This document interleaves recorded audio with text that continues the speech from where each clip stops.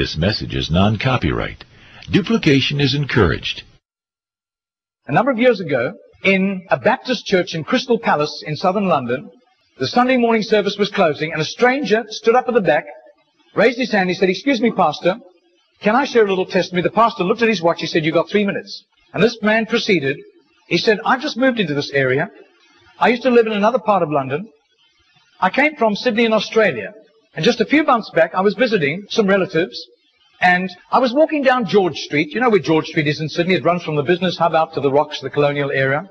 And he said, a strange little white-haired man stepped out of a shop doorway, put a pamphlet in my hand, and he said, "Excuse me, sir, are you saved? If you die tonight, are you going to heaven?" He said, I was astounded by those words. Nobody had ever told me that. I thanked him courteously, and all the way on British Airlines back to Heathrow, this puzzled me.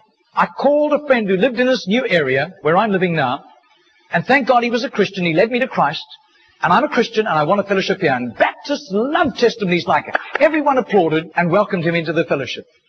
That Baptist pastor flew to Adelaide in Australia the next week, and 10 days later, in the middle of a 3-day series in a Baptist church in Adelaide, a woman came to him for counseling, and he wanted to establish where she stood with Christ.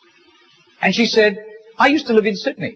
And just a couple of months back, I was visiting friends in Sydney, doing some last-minute shopping down George Street, and a strange little white-haired man, elderly man, stepped out of a shop doorway, offered me a pamphlet, and said, 'Excuse me, ma'am, are you saved? If you die tonight, are you going to heaven?'"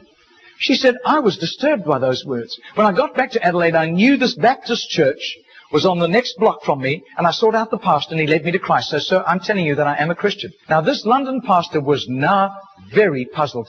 Twice, within a fortnight, he'd heard the same testimony. He then flew to preach in the Mount Pleasant Baptist Church in Perth.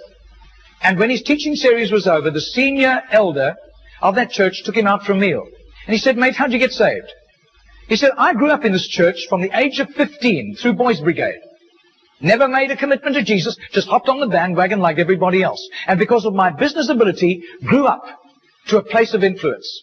I was on a business outing in Sydney just 3 years ago, and an obnoxious, spiteful little man stepped out of a shop doorway, offered me a religious pamphlet, cheap junk, and accosted me with a question. 'Excuse me, sir, are you saved? If you die tonight, are you going to heaven?' He said, I tried to tell him I was a Baptist elder. He wouldn't listen to me. He said, I was seething with anger all the way home on Qantas to Perth. He said, I told my pastor thinking he would sympathize with me, and my pastor agreed.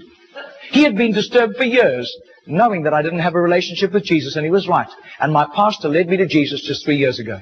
Now, this London preacher flew back to the UK and was speaking at the Keswick Convention in the Lake District. And he threw in these 3 testimonies. At the close of his teaching session, 4 elderly pastors came up and said, "We got saved between 25 and 35 years ago, respectively, through that little man on George Street giving us a tract and asking us that question." He then flew the following week to a similar Keswick Convention in the Caribbean, to missionaries. And he shared the testimonies. At the close of his teaching session, 3 missionaries came up and said, "We got saved between 15 and 25 years ago, respectively, through that little man's testimony and asking us that same question on George Street in Sydney."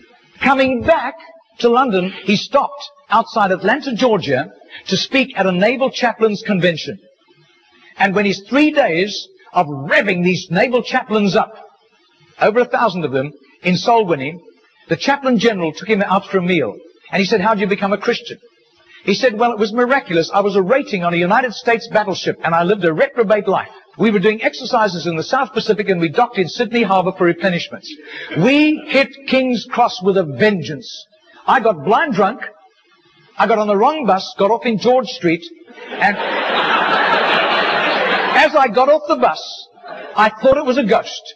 This elderly, white-haired man jumped in front of me, pushed a pamphlet in my hand, and said, 'Sailor, are you saved? If you die tonight, you're going to heaven.'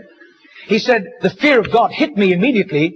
I was shocked sober and ran back to the battleship, sought out the chaplain. The chaplain led me to Christ, and I soon began to prepare for the ministry under his guidance, and here I am in charge of over 1,000 chaplains, and we're bent on soul winning today."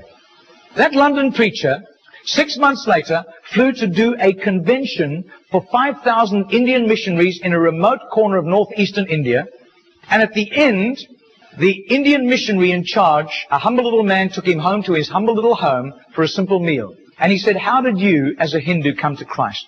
He said, "I was in a very privileged position. I worked for the Indian diplomatic mission. And I travel the world, and I am so glad for the forgiveness of Christ and His blood covering my sin, because I'd be very embarrassed if people found out what I got into. He said, one bout of diplomatic service took me to Sydney.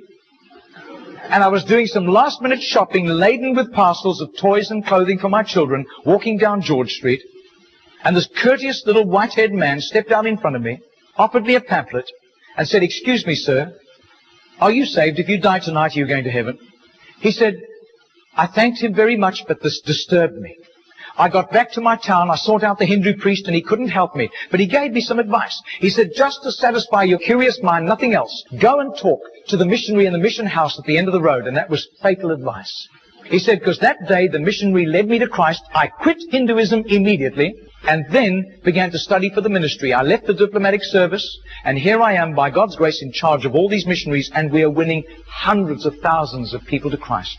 Well, 8 months later, that Crystal Palace Baptist pastor was ministering in Sydney, in Ginor, southern suburb of Sydney. And he said to the Baptist minister, do you know a little man, an elderly little man, who witnesses and hands out tracts on George Street? And he said, I do. His name is Mr. Ginor, G-E-N-O-R. But I don't think he does it anymore. He's too frail and elderly. The man said, I want to meet him. 2 nights later, they went around to this little apartment, knocked on the door, and this tiny, frail little man opened the door. He sat them down, made them some tea, and he was so frail he was slopping tea into the saucer as he shook. And as he sat with them, this London preacher told him all these accounts over the previous 3 years. This little man sat with tears running down his cheeks. He said, my story goes like this. He said, I was a rating on an Australian warship, and I lived a reprobate life, and in a crisis, I really hit the wall, and one of my colleagues, whom I gave literal hell, was there to help me. He led me to Jesus, and the change in my life was night to day in 24 hours. And I was so grateful to God.